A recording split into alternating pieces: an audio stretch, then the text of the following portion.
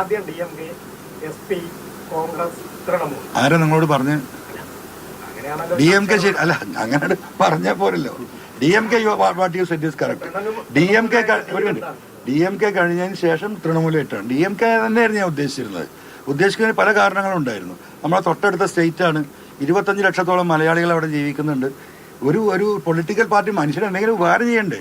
അത് നമുക്കൊരു സമ്മിശ്രമായിട്ടുള്ള വിഷയങ്ങളിൽ ഇടപെടാൻ കഴിയുന്ന ഒരു രാഷ്ട്രീയ സാഹചര്യം അത് കേരളത്തിലെ ജനങ്ങൾക്കും തമിഴ്നാട്ടിലെ ജനങ്ങൾക്കും ഗുണകരമാകും, പൊളിറ്റിക്കലി ഞങ്ങൾക്കും ഗുണകരമാകും.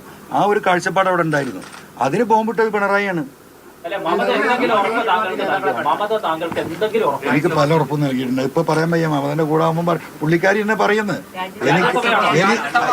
എനിക്ക് നോമിനേഷൻ എന്താ പറയാ, ഇത് തരുന്ന മെമ്പർഷിപ്പ് തരുന്ന ദിവസം അവരുടെ പൊളിറ്റിക്കൽ സ്ട്രാറ്റജി കേരളത്തിന്റെ എന്താണ് എന്നുള്ളത് അവർ വിവരിക്കും. രാഷ്ട്രീയ ഉദ്ദേശം പിണറായി സത്തെ പൊളിക്കുകയാണല്ലോ. അതെ, അങ്ങനെയാണെങ്കിൽ CPM-ന് ഈ പിണറായിക്കെതിരെയുള്ള മൂവ്മെന്റിൽ പങ്കെടുത്ത ആളുകളുടെ പേരും വെളിപ്പെടുത്തി താങ്കൾക്ക് എന്താ തടസ്സം? അല്ല, അതിപ്പോ തടസ്സമുണ്ട്. ഞാനും ചോദിക്കട്ടെ, ഇതെല്ലാം കൂടെ അപ്പം പറഞ്ഞു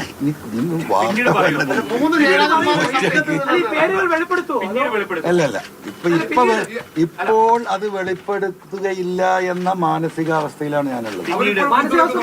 പിന്നീട് എന്റെ മാനസികാവസ്ഥ മാറ്റുന്ന പണി അവരെടുത്താൽ ഇനി വേറെ പലതിനും വരാണ്ട്.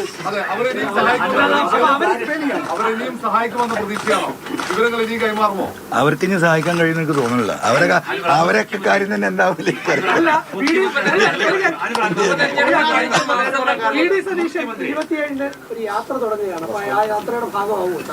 ഞാൻ അറിഞ്ഞിട്ടില്ല. പക്ഷേ അതെ, മലയോര വിഷയത്തിൽ ഞാൻ അന്നേ പറഞ്ഞില്ല. ആര് യാത്ര നടത്തിയാലും ആര് സമരം നടത്തിയാലും ഞാൻ എന്റെ കൂടെ ഉണ്ടാവും.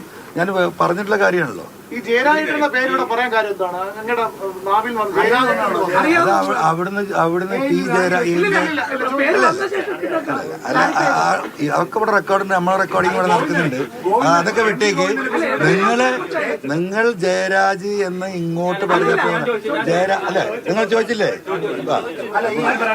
അല്ല, എന്റെ പോക്കറ്റിൽ എന്റെ സാധനം ഇവിടെ ഉണ്ട്. ഇതൊക്കെ വരുന്നുണ്ട്, മനസ്സിലായില്ലേ? മുഖ്യമന്ത്രി തള്ളി പറഞ്ഞപ്പോഴാണ് അങ്ങ് എല്ലാം തിരുത്തിയിട്ടുണ്ട്. അപ്പൊ ഈ ഉന്നത ശ്രേണിയിലുള്ള ആളുകൾ മുഖ്യമന്ത്രി അങ്ങനെ തള്ളി പറഞ്ഞപ്പോ അവരായിട്ട് പിന്നീട് കോൺടാക്ട് ചെയ്തോ? അവർ പിന്നീട് ഒന്നും സഹായിച്ചില്ലേ? അവിടെയാണോ പ്രശ്നമായത്? പിന്നെ 2 ദിവസം ഒരു ഫോണേ എടുത്തില്ലെന്ന്. ഇനി ഞാൻ വിളിച്ചിട്ടില്ല, നിർത്തി. 3-ാം ദിവസം തൊട്ട് ഞാൻ വിളിച്ചിട്ടില്ല. ഞാൻ 48 മണിക്കൂറാണ് ട്രൈ ചെയ്ത്. പിന്നെ നമ്മൾ വിളിക്കുന്നത് മനസ്സിലായി. ഒരു പോൾ ബ്യൂറോ അംഗമുണ്ട് ഏറനാട് പശ്ചാത്തലമൊക്കെ ഉള്ള ഒരു PB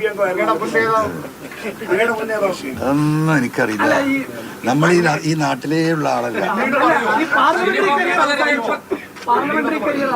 ആരെ അതൊക്കെ ഇപ്പൊ എങ്ങനെ പറയാ? ഇപ്പത്തെ ഇഷ്യൂ എന്താണ്? ഇപ്പത്തെ ഇഷ്യൂ സഖാവ് പിണറായി സത്തെ താഴെ ഇറക്കുക എന്നാണ്. That is the only agenda in front of me. അല്ല, എനിക്കൊരു സീറ്റിൽ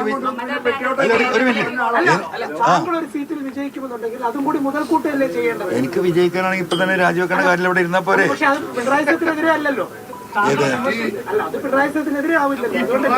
അത് നമുക്ക് പറയാം.